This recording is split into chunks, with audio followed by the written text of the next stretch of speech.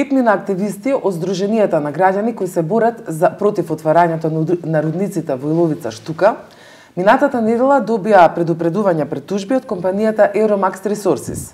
Оваа компанија тврди дека отварањето на рудникот во Иловица Штука за експлоатација на бакар и злато ќе донесе голем бенефит за државата, прво како инвестиција вредна 340 милиони евра и уште многу други бенефити за развој на овој регион, додека активистите од овој регион велат дека овие рудници всушност се рудници на смртта. По тој повод денеска во студиото на Макфакс Митко Ристоманов, Ѓорги Танушев и Костадин Ристоманов. Добро дојдовте. Само да напоменам на почетокот дека ние ги поканивме представниците од Euromax Resources, меѓутоа технички причини тие беа спречени да присуствуваат денеска тука. Ќе ни се вклучат со две изјави кои ги снимивме во дебатата, а разговорот ќе го водиме ние. Добро дојдовте. Ѓорги Танушев. Еве ќе почнеме со вас. Што представува за вас ова предупредување за тужба од Euromax Resources? Добар ден. Поздрав до гледачите. Благодарам за шансата што ни дадовте да не слушнете. Euromax испратија помени пред тужби и на нас тоа не ни значи многу. Еве веднаш ќе кажем на сите активисти, бидејќи документите се на наша страна, фактите се на наша страна и ние сме спремни да излеземе пред суд баш поради ова. Така да слободно може да не тужат. Очекуваме. Не ни е проблем. Euromax нас наведува во помените пред тужби дека се им нанале штета по угледот, по нивниот вредност која е котирана на берзата во Торонто, но тоа воопшто не е точно затоа што нивните акции континуирано паѓаат веќе 6 години поред и тоа далеку пред ние да се појавиме на локалната сцена и воопшто не ни е проблем доколку имаат било што пред суд да истерат некаков процес. Тука сме и не бегаме. Така, иако Euromax Resources и идејата за отварање на рудниците е стара многу години, најпрво уште во 2004 година почнуваат првите пребарувања таму колку и што може да се случи да дојде концесијата во 2012 година веќе да се добија. И до ден денеска, до 2019 година, тие и натаму немаат дозвола за да отпочнат со работа во рудникот. Костадин, вашата работа како активисти се интензивира во последниве 2 години. Зошто порано, како луѓе кои се непосредно засегнати, или потекнувате од тој регион, Басилово и Ново село, непосредна близина на рудниците Иловица Штука, зошто токму во овие 2 години почна активно вашата битка против Euromax Resources? Немавте информации или едноставно вие веројатно сте виделе дека нешто се случува на терен? Зошто почнавте, па би рекла, релативно доцна? Одговорот е многу едноставен, затоа што проектот Иловица Штука, тоест студијата за оценка на влијание врз животната средина, во тоа време беше прогласена за државна тајна од Република Македонија и никој, значи... Во тоа време точно кога? Тоа е пред нашето појавување, значи до 2016-та. Euromax Resources има добиено концесија во 2012 година и тие се должни во рок од 4 години тоа што по договорот треба да ги спремат комплет документите. Еден од важните документи е оценка, таа студија за оценката на влијанието на тој рудник врз животната средина.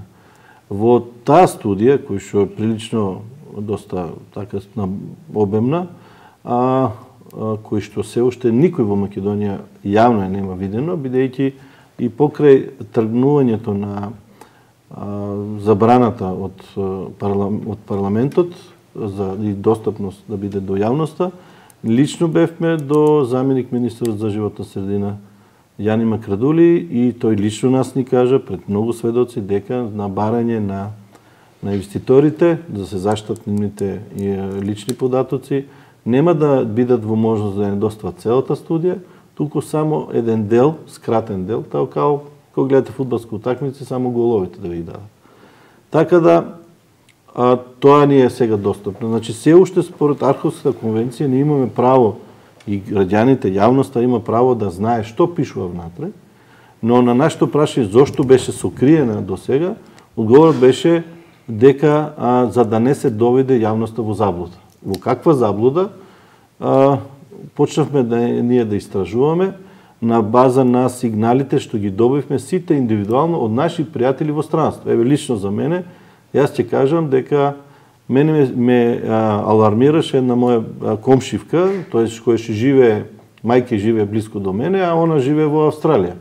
И во Австралија во медиумите се зборело, се пишувало за штетноста на тој рудник во Македонија. Замисли во Австралија тоа. А ти од каде добиле такви информации во Австралија за отварањето? Тоа се значи во бидејќи Euromax Resources е компанија која што котира на берзата во Торонто, тие морат своите активности јавно да ги прикажат. Да, но мислеле дека ако и прикажат во Канада или во Австралија или во Англија, нема кој тоа многу да се интересира. И тоа еве имало луѓе кои што допреле такви информации до нив и одма ме алармира. Викат, вие што спиете таму, зошто сакате да на коленје ве носат буквално и ги почнува да пуштат документи. Еве Ѓорѓи нека каже, он преку негови врски од Канада има добиено, например. Секој добивме од страна информации прво, од наши пријатели.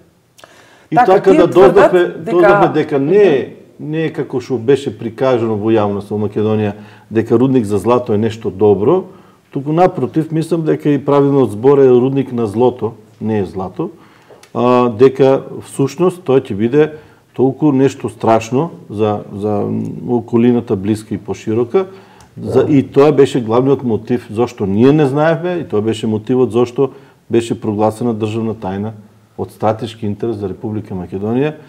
Тие сепак тврдат дека вашите аргументи се заснуваат на некакви паушални заклучоци и дека тие имаат потрошено цели 4 милиони евра за подготовка на елаборат во кој детално наведуваат како и што ќе се санираат евентуалните штети што би се направиле по животната средина. Тие не ги нарекуваат ниту пак штети, туку едноставно сето тоа што ќе претрпи промена, тоа подрачје за сметка на изградбата на браната и на јаловиштето цело, дека ќе биде покриено и се спомнуваат големи цифри како инвестиција, се спомнуваат мотиви за вработувања. Сега излезе пред некој ден интервју на извршниот директор Вашан Гокул, каде што тој ветува плати од 500 до 3000 евра и така натаму. Верувам дека тоа по локалното население овие информации звучат многу примамливо или можеби веќе ако се доволно нели убедителни во тоа со нивните лаборати, секој би си рекол да, овој регион ќе добие еден Space Shuttle што ќе може да го развие регионот.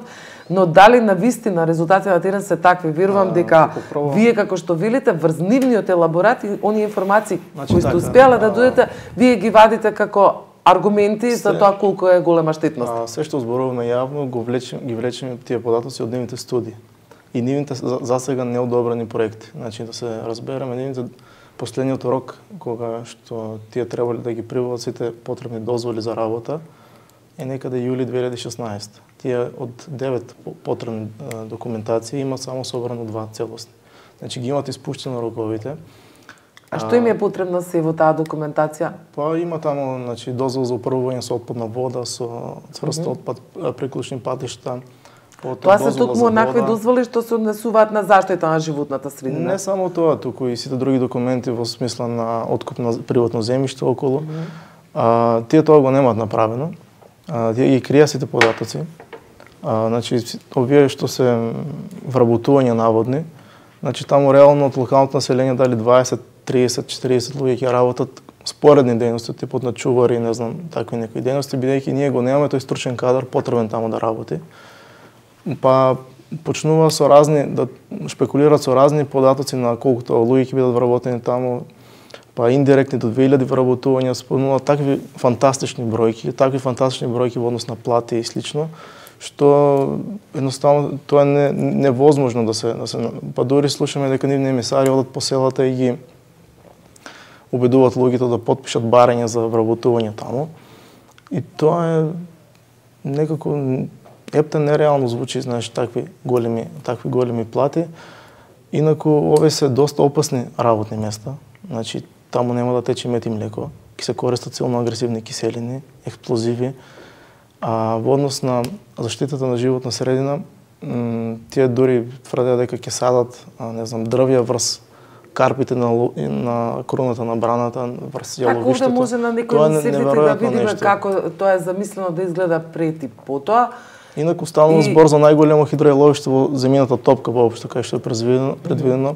Ќе има зафатено од некаде 210 милиони метри кубни хидројаловина. Ќе има висина на корона од 276 метри на браната, шеста највисока брана во светот, и тоа направено од камен насип, значи од отпадот на карпи ќе го натрупуваат таму, без глинено јадро, без армирно бетонско јадро.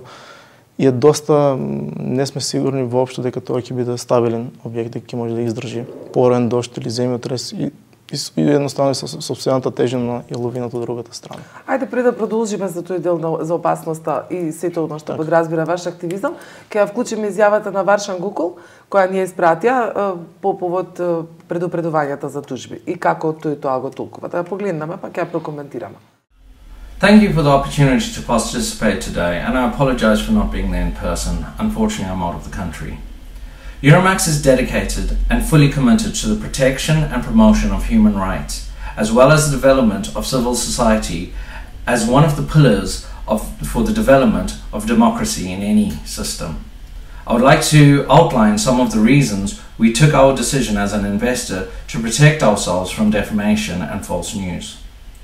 We do appreciate the work of any organization that has real projects and real activities, and we believe they have to exist in order to defend the community interests and rights.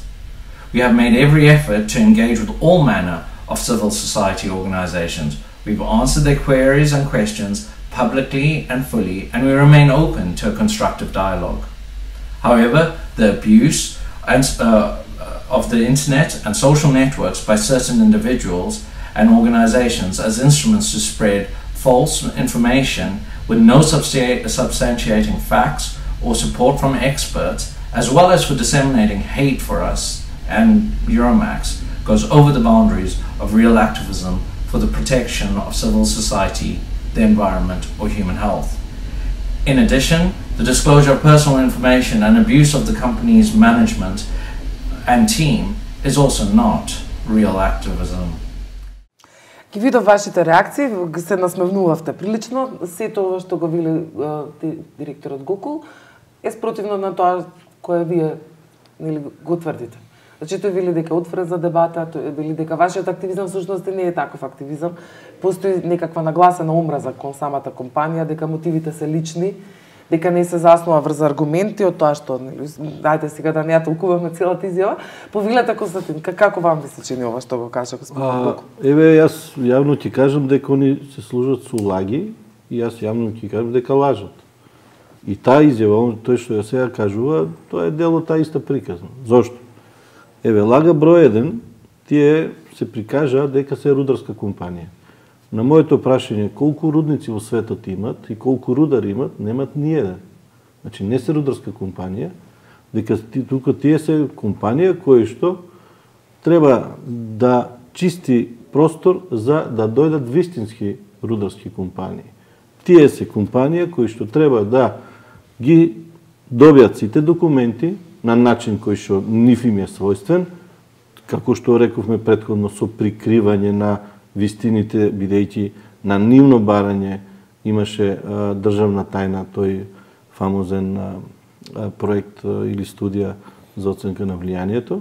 Ако они беа толку транспаренти, ако нема што да кријат, тоест ако нема што да лажат, зошто не беше тој транспарентен?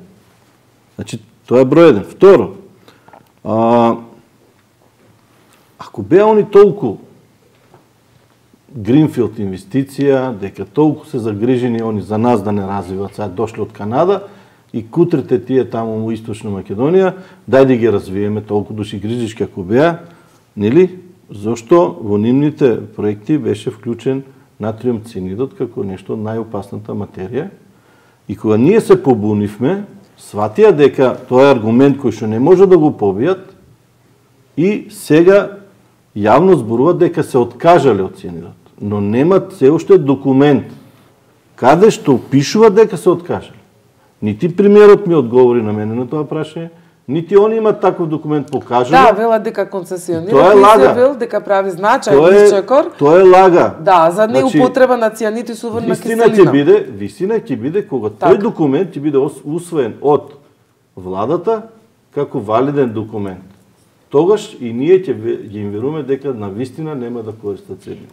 А еден од вашите активисти се извинувам вели дека дури ако тие не употребуваат цијанид и сулфурна киселина, во самиот процес технолошки додека ќе се случува минирањето, значи со експлозиите ќе се ослободи во самиот процес. А тоа пишува во нивните студии.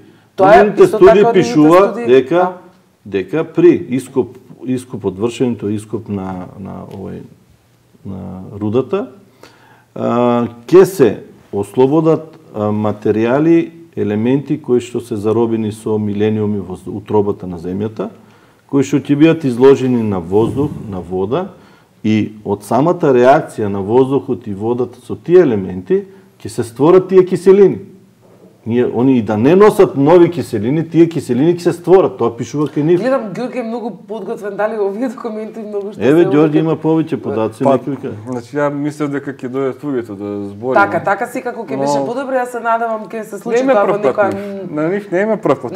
Ако Гоку зборува. Не знам зашто станува збор. Тие велат дека тие сакаат дебата со вас, вие велите дека сакате дебата со нив, а никако не може да дојде до соочување на аргументите. Па тоа е типична манипулација, ево уште еднаш ќе им кажам.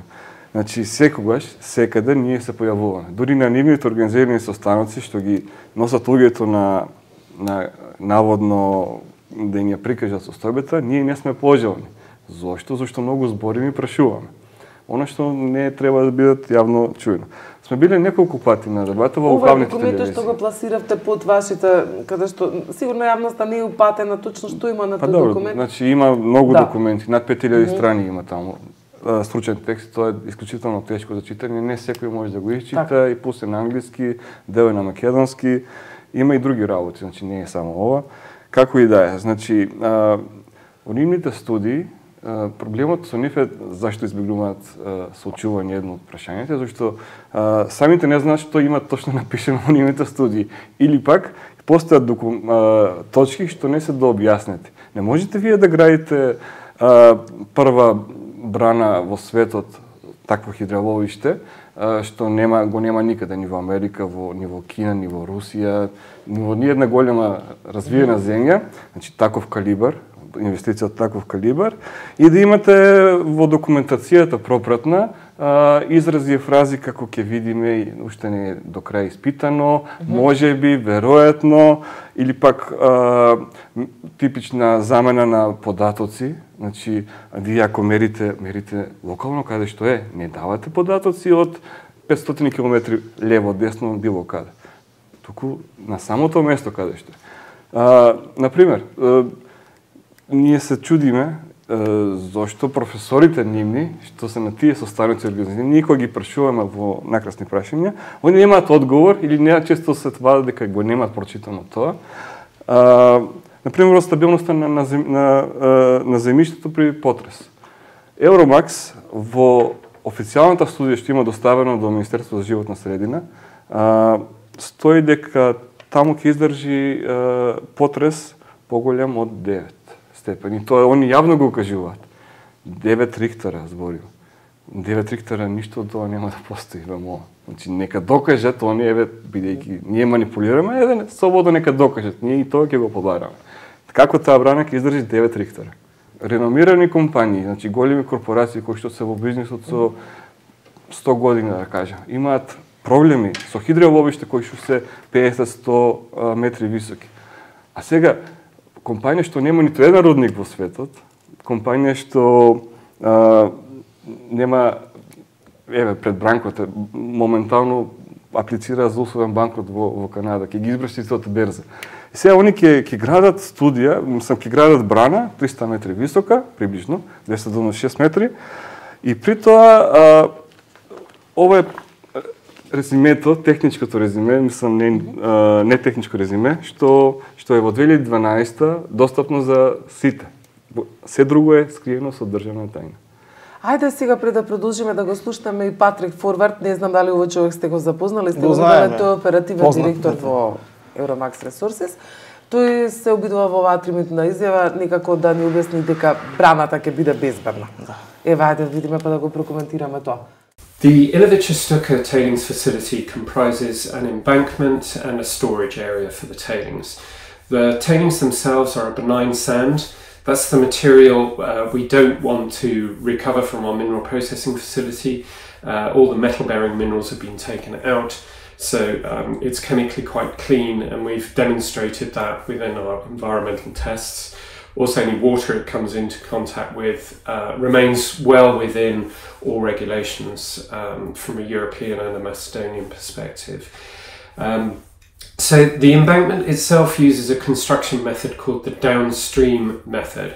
And what that means is that as it is raised, it extends downstream, down the valley, which means that it always rests either on rock embankment or solid bedrock, never on top of the actual tailings, the wet sand itself, which of course is a far more stable way of building an embankment. Many mine embankments actually use sand derived from the tailings themselves for the embankment, and as one can imagine, that is not so stable, particularly under seismic conditions. We've tested ours through a computer model, and it will withstand the maximum credible earthquake, as scientists call it, which is the maximum earthquake they can predict. And this embankment will not break under those circumstances. Its slopes are very shallow, it fits in with the local landscape, and those slopes will be rehabilitated with forest at the end of mine life, so it'll fit in with the landscape. The river that exists in that valley at the moment will be diverted around the facility, so it will continue to flow. The water will not come into contact with the tailings themselves, and so the residents downstream will not notice a difference in the river at all. I've mentioned the stability under seismic conditions. The other risk, of course, with tailings facilities is flooding. And we do have enough storage on the dam on top of the tailings at any one given point in time, including after closure, for water from a 1 in 100 year event to be stored. So that means the maximum storm that can be predicted within 100 years it's capable of being stored there. Above and beyond that, there will be spillways, so water exceeding that amount of a 100-year event would flow down to a downstream facility called a storm water dam and be stored there. So there's even more storage, even if there were a maximum credible flooding event. There would not be any breach of the tailings dam, and there would not be any problems downstream associated with the tailings dam. So Добро, ова е сосема спротивно на ова што вие го тврдите. Како го коментирате ова? Не е можно да има толку диаметрално спротивни размислувања. Каде ќе најдеме вистината? Значи се случуваат експерти за оваа област. Па еве, едноставно пред неколку недели во Бразил рудник на железо беше таму во Бромадињо, градчето, каде што пукна тако хидројаловиште, беше околу 50 на метри висина. Преку околу 387 мртви имаше таму и цела долина беше збришена едноставно. Рече Патрик дека предвидено е пороен дожд еднаш во 100 години што паѓа. Значи ако се предвидува ваква брана, треба да види пороен дожд максимум еднаш во 10.000 години што паѓа. Потоа, извините, ова не е аргумент, ќе има многу благи косини. Што значи тоа? Шума ќе садел на кроната на браната. Па еве некако отприлика вака значи, тоа. шума не расти во јаловина. Значи тоа малите деца го знаат во запознавање на природа се учи во трето одделение. Шума не расти во карпа. Си бара плодна почва едноставно. Ова се небулози. Ова е невозможно. Да, дури велат дека за секој исечено дрво колку хектари држи? 1350-1500 хектари концесијата. Ова сме го слушнали и порадно. Ова е најгустата дабова шума на јужните падини на планета Огрџан. Значи таа целосно ќе биде исечена и никогаш после таму нема да расте било каква вегетација. Тоа ќе биде сериозен удар врз екологијата на овој регион и пошироко. Ова не се Добре, секако верувам дека Ѓорги вие сте ги разгледале сите аспекти на овој проблем. Дали некаде наоѓате во светот добар пример каде што е направен рудник на злато и бакар, а каде што е тоа безбедно по животната средина? Дали има такви примери во Европа? Знаете што? Еве нема да одам во Африка, во Европа. Во ред, било каде, Да. секаде се луѓе. Нито една брана на хидроеловиште не е дизајнирана да попушти, така? Тогаш зашто паднале 2600 брани во светот? Што се десило? Најчесто паѓаат од природни катастрофи, човечка грешка, грешка во дизајн или комбинација. Може и природни и човечки фактори. Но се случува. Се случува и дали во тој случај веќе треба да се прекине со експлоатација на руда во светот? Но пазете, има овде влијание. Ако тоа не е безбедно. Има разлика. Во Бразил се сруши браната, втор пат. Но таму има џунгла. Таму немаше на 500 метри 3000 луѓе. Штука и улица заедно се 2-3000 луѓе. Немаше толку густо села. Па знаете ли дека ако се деси ваква катастрофа, еве Патрик вика дека нема се деси, но што ако се деси? Никогаш не кажа што ако се деси. Зошто тоа не го кажат? Тоа не е битно за нив. Ки градат највисока брана во свет, ама тоа не е важно. А зашо збориме? Ако се деси вакво нешто, ќе има над 5000 мртви. Овој регион, значи конкретно жителите во Босилово и Ново село, се бават со земјоделие и сточарство. Колку тие луѓе успеваат да заработуваат и да живеат од ова? Јас не велам дека ова е единствен начин регионот да живее подобро економски, но дали во овој момент се тие економски многу загрозени или само преживуваат од земјоделието? Да, би сакал сигурно дека таа јавност е интересира. Значи, излегува дека ефектот што Иловица би го направила во пари, да речеме, 350 милиони евра инвестиција, иако беше 500 претходно, е намалија, и она што е со даноци пресметано заедно со царина од 2%, односно она што е концесискиот надоместок, е некаде вкупно земено со сите плати, даноци, вработувања, све. Комплетно околу 350 милиона бенефит за државата. Земјоделието во Струмичко само за Струмичко поле збора, овие цифри ќе ги извади за помалку години од животниот век на рудникот. Затоа што секоја година ќе има моментално земјоделието не е многу развиено. Иако е најразвиено во Македонија, но не е толку модерно развиено. Доколку се направат инвестиции во поглед на органско производство и други да се пренасочат вакви инвестиции во земјоделието, тогаш ние ќе имаме како 3 златни рудника таму. И тоа е еколошки, чисти, без никакви ризици за катастрофи. Значи, зашто не е вакво нешто? Константин, рудникот, концесијата добива Евромакс ресурси од претходната власт до 2012 година. Сега власта е променета, премиерот беше таму, разговаравте, имавте широка дебата, јавна дебата со него. Како е расположението да дојде до некаква промена, да се спречи Евромакс во намерата? Како вам ви се чини дека ќе се одвиваат нештата понатака? Каде продолжува вашата битка после предупредувањата? Значи, ние мораме јавно да кажеме тоа што е вистина. Сега не би било логично опозицијата да застане сега на ваша страна, кога таа била таа која ја одобрива така инвестицијата. Значи, ние не сме политичари и не знаеме да ги извртуваме фактите, зборуваме директно и ќе ги кажеме онака како што ги гледаме работи или конкретно лично јас како ги гледам работите. Јас не сакам да обвинам никој, ни претходна власт, ни оваа власт, ни така, затоа што најверојатно таа професија баш не е многу лесна и не им завидувам воопште што се на такви раководни места. Добро, но кога станува збор за толкави инвестиции, политичката поддршка е неопходна, тоа веќе знаеме дека така.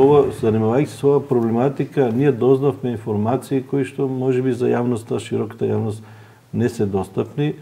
И увидовме дека и тие политичарите, и претходните и овие се изложени на страшен меѓународен притисок. Парите, ние се наоѓаме во едно општество, глобално општество, кај што тој капитал бара начин како да се оплоди.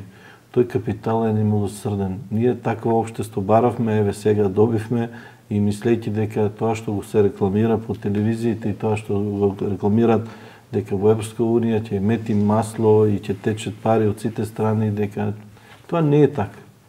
И нашите политичари и од претходната власт и ова власт, се наши луѓе, тие се, не верувам дека сите били до толку степен расипани па да го мислат толку лошо на народ.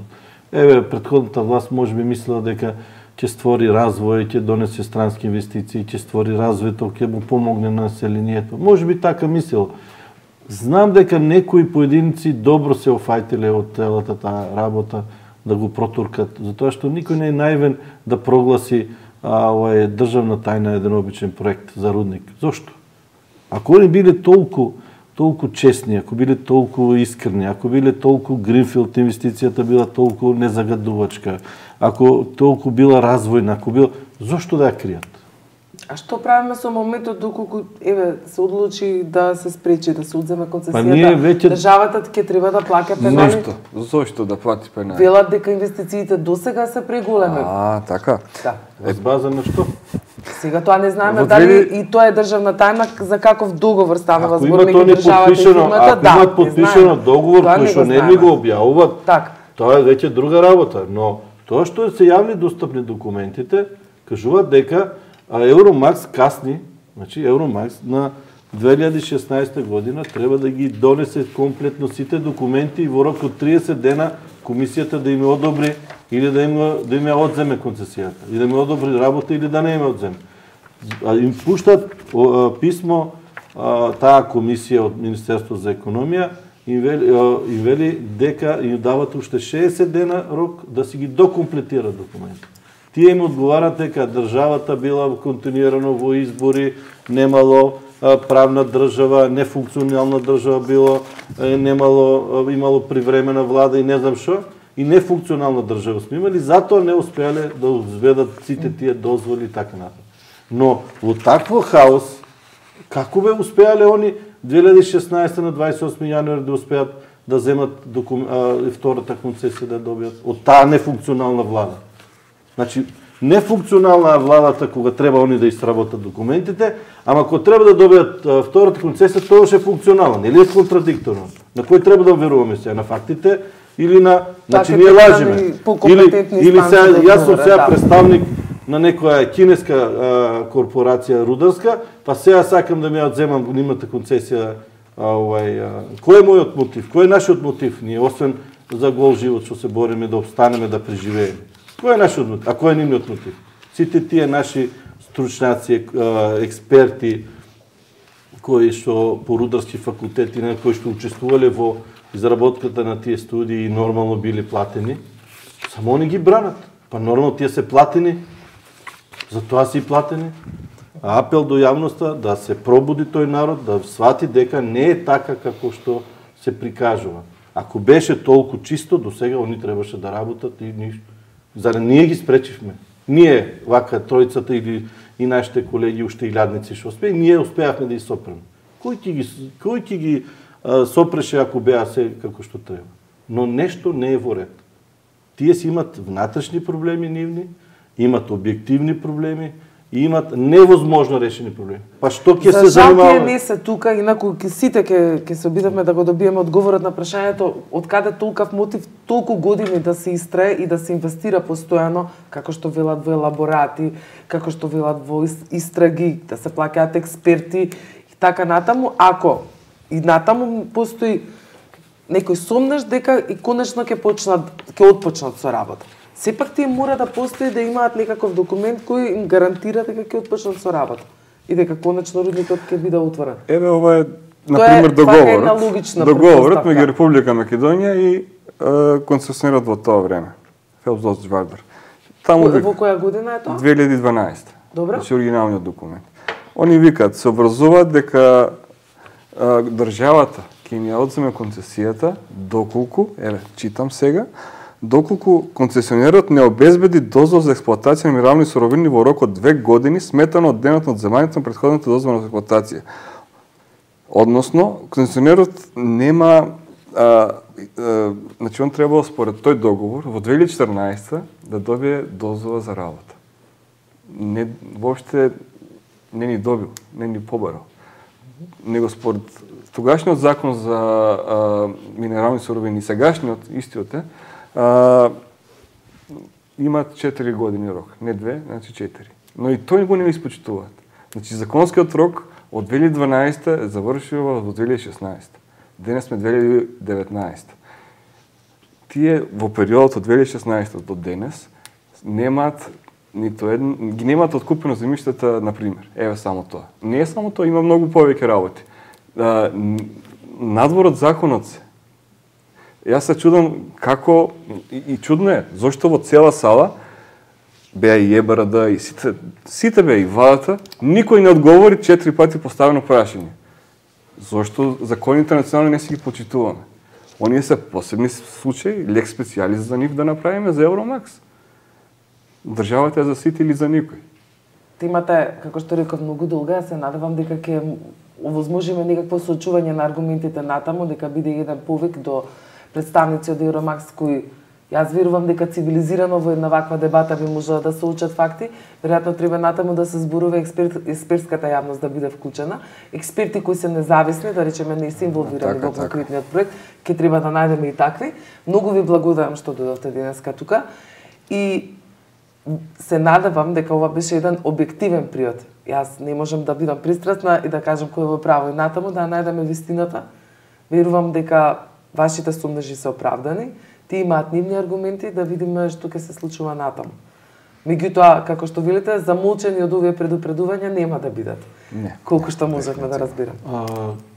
Самиот факт што не се овде, како и многу други такви емисии, не беа, па соочени со критиката на јавноста дека зошто не се појавуваат, смогна сили се појави на 2 емисии на нашата локална телевизија таму, и кога ги изложивме нашите аргументи, сватија дека не можат аргументите нивни и наши да одговорат едноставно, јавноста свати со кој се има работа.